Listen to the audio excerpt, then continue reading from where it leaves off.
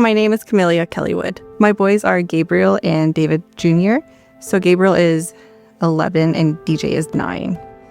My husband was Officer David Kellywood, and we lost him in the line of duty February 17, 2020. So this year marked 6 years without him.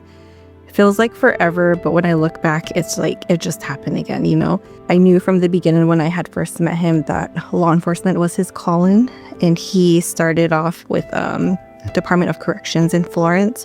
So that's where his job started into law enforcement, and we, spur of the moment, decided to move back home to the reservation. I just love the kind of person that he was because I feel like it matched everything that I needed in my crazy, chaotic life. Like, he was the kind of the calm in the storm through everything.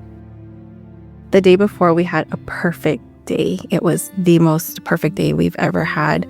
And he worked nights a lot. That was like his first assignment, was working overnight. So we didn't really get to see him a lot. And I remember about 10 p.m., we texted him. Our youngest son was still awake, moving around. He was 3 at the time.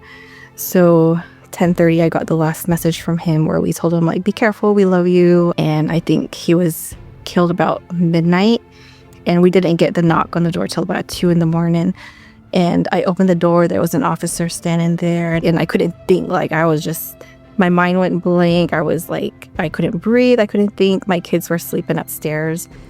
And so I asked him, is he okay? And he said, I don't know. He said, I don't know. And I think he knew, but he couldn't tell me. And so my kids woke up, and I had to get them ready and explain, like, a bad guy hurt Daddy. When Camilla's telling her story, it's just so tragic and shouldn't happen to anyone. It shouldn't happen to any family. It shouldn't happen to any spouse. It shouldn't happen to any child. And unfortunately, it does. And that's a risk that everyone in public safety takes. And so many families know that their family member is walking into danger, and there's always an inherent risk. The 100 Club is most known in the event of a loss, and they know that if a police officer or a firefighter is killed in the line of duty, the 100 Club will provide immediate financial assistance. Somebody from the office came and gave me a check. I believe it was like a $15,000 check. They were like, well, like, we're here for you. They show up by the sports that my kids are involved in, the tutoring that my kids do after school. They also cover the cost of that. And my son is, honor roll, straight A student. I'm very proud of him. I think if my husband were to give me a message, and I actually dreamt of him the other night, like a vivid dream. I remember everything. He actually talked to me in my dream, he was like, I'm okay. He was somewhere. We were trying to find him, and he was like, I'm okay, like, I'm fine.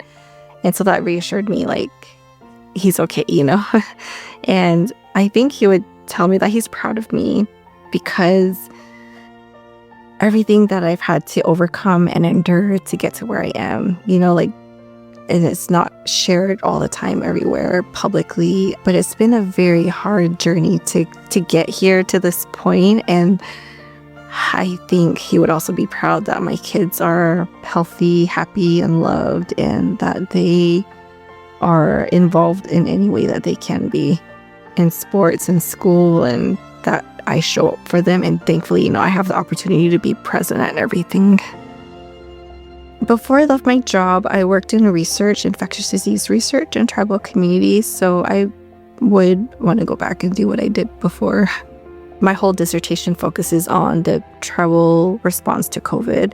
I loved my job, and he loved his, and everything, was great. And then we got the news. Yeah, and life changed. Mm-hmm. Life changed. Yeah. If he had to do it again, I think he would do it again. He would run back towards the danger. He would run towards the danger. He wouldn't hesitate.